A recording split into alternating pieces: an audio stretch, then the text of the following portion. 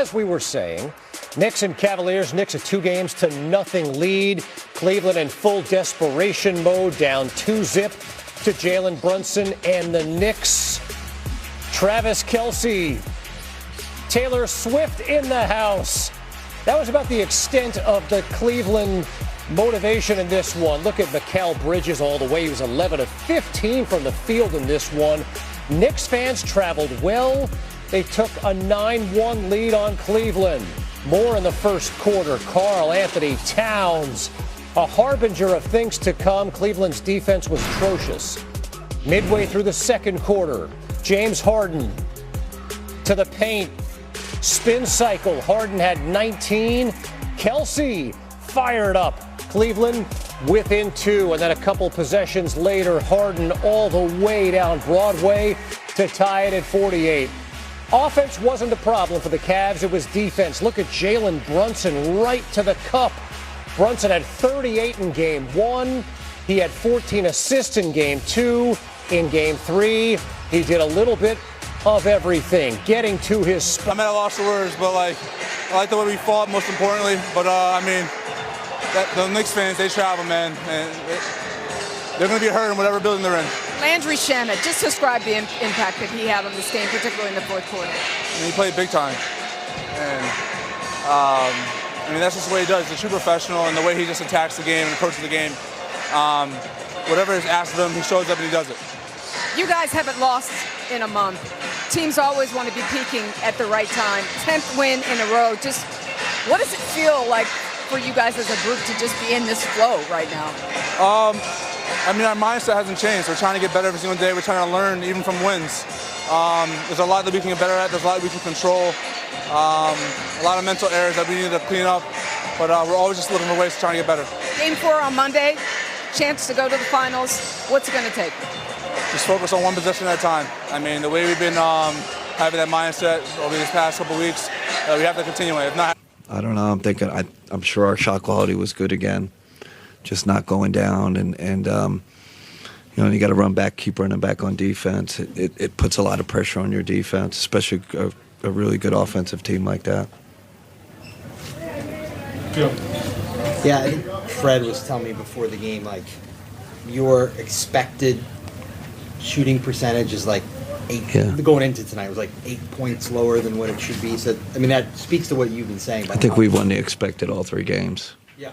So it's just but there's expected and real. This is where we always get into that conversation, Joe. So but they took they were the more physical team tonight. I think their physicality and energy, and we just couldn't get to that level to combat it. I think the turnovers hurt us, Joe, and I think Shamet getting loose there. They had a role player step up on the road. But there was no whatever the stats tonight. They were the much better team.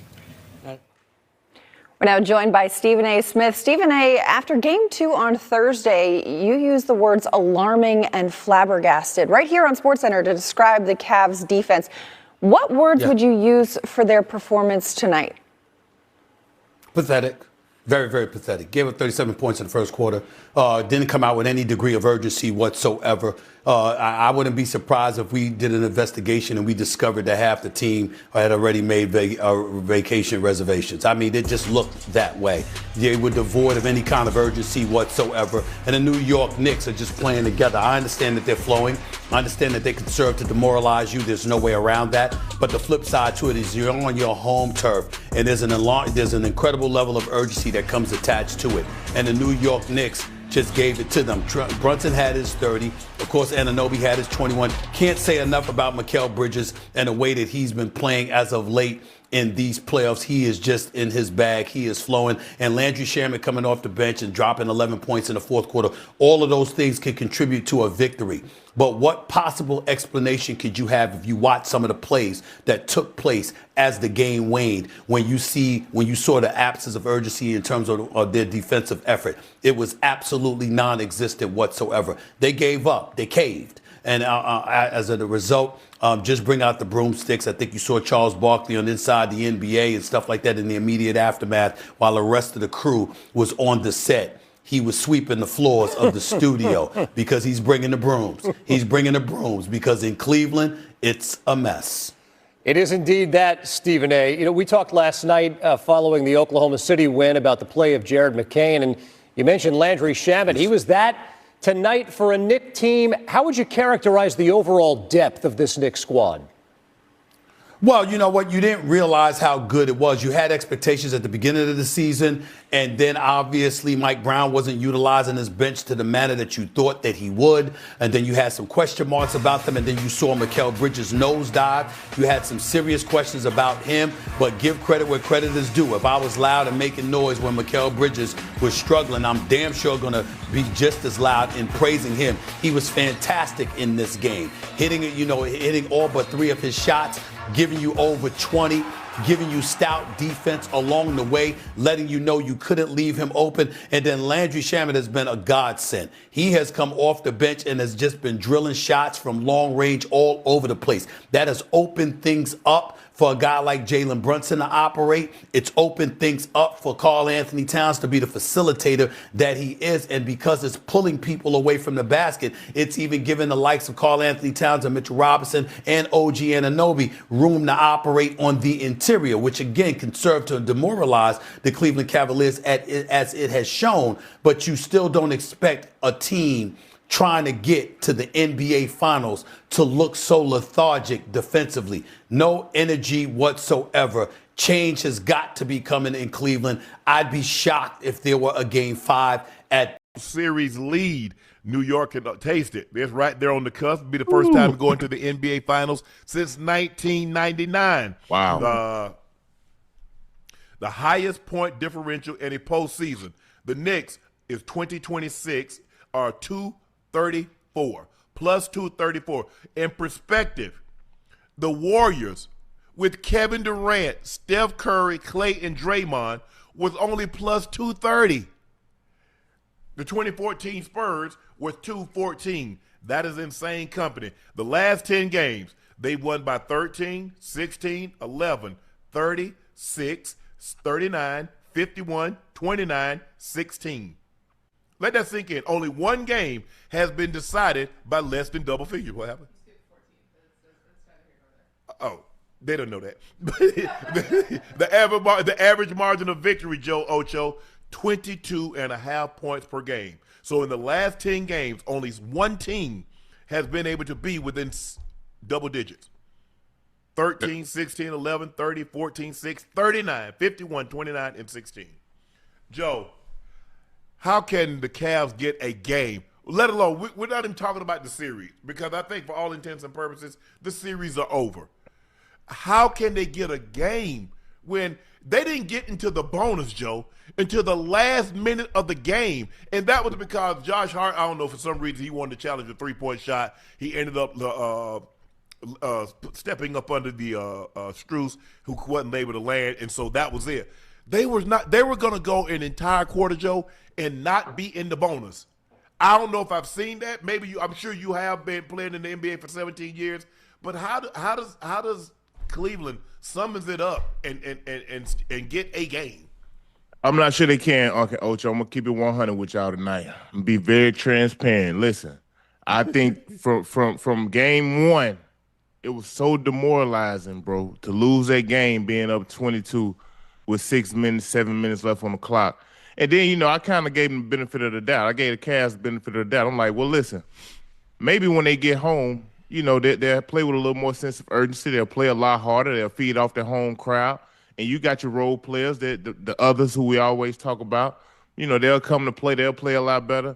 But, man, the lack of energy and effort that I've seen from the Cavs today, bro, to start the game. Yeah, that's what I'm saying. I'm saying, you want to try to hit first, especially when you at home, bro, and see if you can break their will. But, man, they have no resistance on none of it. I agree with you. For you not to get into the penalty, that means you just have a lack of aggressiveness, bro. You're not aggressive. It's it's not do or die for you. You know what I mean? That's not what they play like to me. I mean, they just had no energy, no effort. And the Knicks seemed like they were the more desperate team, which I'm sure they are, because they've been in this situation before. And knowing that the Knicks are trying to get to the NBA Finals, which I think they will do, it's like they understood what was at stake. We got a team down 0-2. Let's see if we can put them away. And I think they just came in and they wanted it more than the Cavs in their own building, bro. Hey, it sure seemed that way. I was thinking a lot like you were thinking. I said, okay, that crowd they were amped up. You know, Kels and his fiance Taylor Swift was there. The crowd was hyped. He was getting the crowd hyped. But at the end of the day, I mean, you come out and now you down 9-1, you down 9-2. That's not the way you want to start. You want to get the crowd in the game and try to keep them in the game. And it really, I mean, the only time they could get in the game, guys, is when they would mount a comeback to cut the lead to 6. Right, yeah. Right. There was never a situation where they had a lead where they're up. They were always down. And I'm looking at them like, I don't get it. I don't know why he keeps putting Wade in the starting lineup. 17 minutes, no points. One field goal attempt. You might as well go ahead and put Strus or Merrill in the starting lineup. Yeah. At least they're a viable option. You need that. They're playing right now. They're playing 4-on-5. Need that threat. And it's I don't get it. And man, I don't know what's going on with Donovan Mitchell. I don't. I mean, 9 of 21. Yeah, he got 23 points. Like, he had 23 points. What do you expect? Hell, it took him 21 shots to get it. Yeah. And Joe, help me understand what's going on with his free throws. I don't know. 2 for 6 is so uncharacteristic of him because as a 2 guard, he's such a great shooter. And I mean, I don't know, man. I don't know. But his free throws, his percentage has kind of been going down. Give me what he's shooting against the Knicks from the free throw line. Ocho. Yeah. I mean, you get OG 21. You got Cat got 13. Hart got 12. Mikal Bridges got 22. Mikal Bridges, since those first 3 games of the Hawks, since the games 4 through 6, and the next series and what he's done now, he's been playing unbelievable basketball. Yes. And this is the Brunson that we expect to see. Mm-hmm. Yeah. 10 of 19, 10 of 12, ultra aggressive, still getting his guys involved. Plus 15. Everybody was, plus 15. Josh Hart was plus 3. Karl Anthony Towns plus 23. OG plus 11. And Landry Shamet is just coming in just unconscious. He's just unconscious. Man, look, y'all got to give my Hawks some credit, man. At least we won 2 damn games here. They swept. Hold on. They swept through Philly and then damn about to sweep through Cleveland. Man, come on, man. Get out of here with all that, bro. Hey, Joe. As much as you want that credit, we not gonna give it to you. You a hater. You a hater. I'm not a hater. Listen. I'm not hating. I'm just saying we're not gonna give it to you. I'm not sure what's wrong with the Cavs, Joe and Unc, especially in a game like this. Oh, you're already down 2-0, right? If anything, you want to come out when it's a fight, and sometimes the person you think he can whoop you. You always want to throw that first punch. Yeah. You always want to get that first punch off first. Try to get off. You got to get off first just in case you had anything. That's exactly what this game is. That's exactly what this series is. It was demoralizing once they were able to come back from down 22 with 6 minutes left to go. That took everything out your sails. But think about it. Damn, from a competitive standpoint, Ocho, you gotta at least compete, bro. Like it's just too many. It's just too many empty possessions on the defensive end to where it's just like, oh yeah, go ahead, y'all, you get that layup. Yeah. We ain't tripping. Yeah. Like, come on, bro. This the playoffs. Ain't nobody trying to close no door behind them. Ain't nobody closing the door, Joe. They leaving the door wide open. Guys getting layup. LG to the side. Mikal Bridges to the side. Brunson to the side. I'm like, bro, ain't nobody gonna close the damn door. Come on, man. That's what I'm saying. The Knicks are operating. Give the Knicks credit. They are playing. They're making shots. A lot of those shots. I mean, I'm looking at OG. Not take the most damn shots, but he gonna get a lot of touches. And as a big man, as long as they get some touches here and there, bro, you keep them happy. They'll play hard as I don't know what for you. You know what I mean? Yep. And I think by him playing through Cat, it turns Brunson into some like an Iverson type. You know what I mean? To where he can come off these down picks, then come off the dribble handoffs and things so it makes them so much dangerous. And when you got Bridges and OG and Josh Hart won you a game, the last game. Okay, Ocho scoring 26 points. Yeah, I didn't expect for him to do that again. But if you look at his stat line, bro, 12 points, 9 rebounds, 5 assists, 4 steals, bro, that's somebody who playing hard. You know what I mean? Like he's always gonna be able to affect the game, put his stamp on the game. So he's always gonna be a plus for them. I just feel like the Knicks have found something, obviously, that's gonna probably more than likely get them to the finals. And by playing through Cat, bro, it just makes him so much more of a dangerous team because he spreads the floor. He ain't doing a whole lot of doggish, dirty work down there, but he's playing the right way. A high assist game, 7 assists. He's been probably leading them in assists in this postseason, if I ain't mistaken. And that makes him just much of a dangerous team. But to Cleveland, come on, man. To be at home, and when you get people to come in your building, bro, Travis Kelce, and his wife, Taylor Swift, I don't know about y'all, but when I was playing here in Atlanta or any other place in New York, like when we get celebs come to the game, it just kind of give you an extra little oomph. You know what I mean? Like, yes, you know, you want to put on a great performance. And even if you don't make shots, hell, the least thing you can do is compete at the highest level, bro. Play hard. That's it. Play hard. They didn't look like, no, I was saying they didn't even look like they not to watch as great as, I mean, this is just my mindset. And I think about some of the narratives that have surrounded Donovan Mitchell, some of the narratives that have surrounded James Harden in the postseason. To come out to a game like this, already down 2-0, there's no way in hell, Joe, I'm not all over the place. Man. I'm not all over the place. It just looked as if they didn't want to be out there. I mean, they playing basketball, Joe, but it don't look like they playing basketball. And I mean that in the most respectful way possible. No resistance. The energy is different. Yeah. When you're watching both of these teams, hell, you playing home. Hell, you got home court advantage. There's no reason it should look the way it looked tonight. No. I think the thing is that they're expecting somebody to come here and lay down. And see, what happened is in that game 7, you saw what happened with Detroit. Right. The first 5 minutes, the game was over. Yeah. That ain't what the Knicks are. The Knicks going to battle you. One thing about them, they're going to battle you because they got battlers on the court. You look at OG, look at his background. You look at Josh Hart, a guy seemingly like that. He's like, man, don't nobody want me. He's found a home to let him do a little bit of everything. He doesn't have to be great at anything, but he is really, really good at a lot of things. He's going to dive on the floor. He's going to rebound. He can, you put it, they try to run zone, you put it, flash him to the top, and he'll find the open guy. He can score the points. You say, you know what? Everybody else can possibly hurt us. You can't. And in game 3, in game 2, guess what he did? He goes 26 points, has a career high. So he does a lot of little things really, really well. And you don't have to ask him to do that because that's in his DNA. He's going to play hard. OG is what OG is. You know he's going to defend. He can rebound. He can make and now he's getting ultra aggressive. He only took 10 shots. The man took 10 shots and got 21 points. He been efficient like a mug. Like for the past couple, he didn't play a whole lot in that Philly series, but hell, against my Hawks here, he barely missed. OG has been great. I like what they doing with Landry Shamet. When him come off the bench, he been giving them great minutes. He's a great complimentary piece to Brunson and Towns and Bridges and OG and them. I just think they kind of got it figured out, fellas. To be honest, I know we talk a lot about my house because we had that bad game 6, but ever since then, man, them boys ain't been playing no games, man. Teams outside of game 1 from Cleveland, they hadn't been close. Nope. Games haven't been close. They broke their will, Joe. They did, bro. They broke their will. They did. And if you think about it, Landry Shamet has played so well in game 1. Normally, Jordan Clarkson would get major.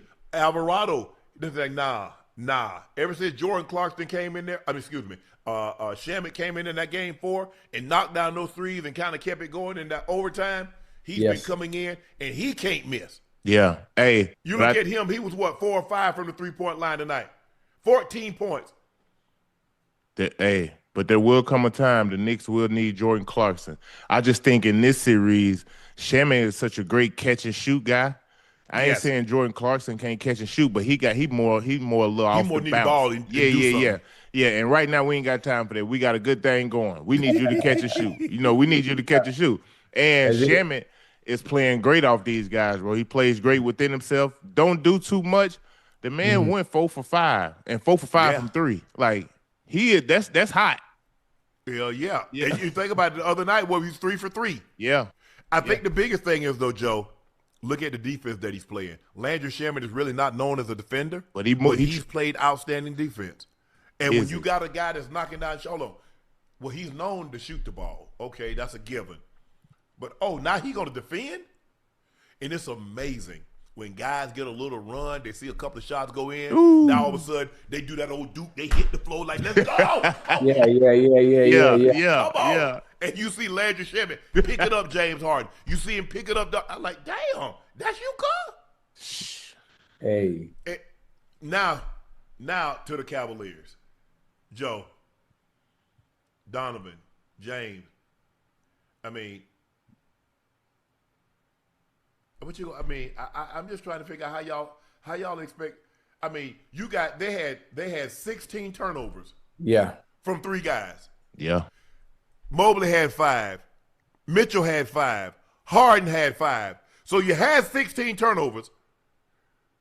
15 of them came from 3 guys. I'm looking at Donovan Mitchell. Donovan Mitchell got a guy wide open in the corner. Why the hell he try to thread the ball right there in the middle of the court? He get tipped, guess what? Lead to a fast break. Yep. And then he looked to the bench. Don't look over here. If I was the coach, I'd have flipped him off. Hey. Joe, I'm like, bro, you got a guy wide open on the. As a matter of fact, it was Mobley. I said, you got Mobley wide open at the 3, and you try that pass. Hey, I know. Man. I don't know where they go, chat. I don't know where they go from here because the Knicks broke their spirit. I still believe that he should have called a timeout. He should have called 2 timeouts to try to break their rhythm, to try to give your guys a chance to regroup. Come tell them something. Guys, we're 2 minutes from home. Get us home 2 minutes. And 2 minutes. And we snatch home court from these guys. We can do it. We were down to Detroit, and we came back and won that series.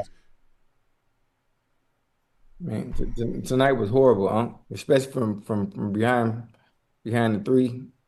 I mean, it was bad.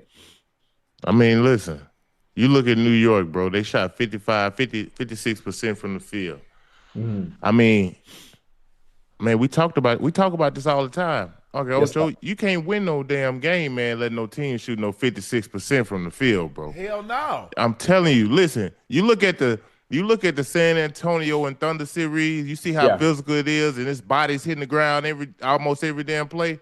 Man, that's how you got to play, bro. Like, you got to let them know you there. You know what I mean? I just feel like for Cleveland, being at home, like, damn, the series could be tied 1-1, coming into game 3. Like, for me, I just felt that the Cavs will come out with just a little more sense of urgency, guys. You know what I mean? You have to. I mean, right now, hell, why would you? If I'm the Cavs, man, what you gonna do game 4? No, you ain't trying to go back to New York for no damn game 5. Man, please. Hey, Josh Hart and say, man, we get us a couple of episodes of our podcast tape. While they bullshitting, we go, hey, Ocho and Joe, we get a couple of episodes because we ain't gonna be able to tape nothing. We get to the NBA Finals, so we go ahead and knock this thing out Monday. Yeah, knowing that the Spurs and OKC, they got to go at least. They got to go back. Yeah, they got to go back to OKC, so we can go ahead and knock out 2 of the episodes that'll hold us over. Hey. They not only can they knock out some episodes, but boy, they better have some security down there in New York if them boys win Monday just to be in the finals. Like the whole. Oh my goodness, it's you crazy.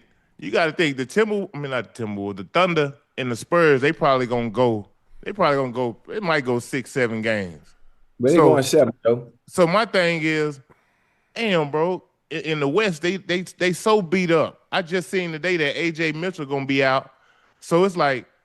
The Knicks they gonna be well rested, coming into the finals, bro. I just think this is a great opportunity for the Knicks fans and Knicks culture, but they still got a lot of work to do.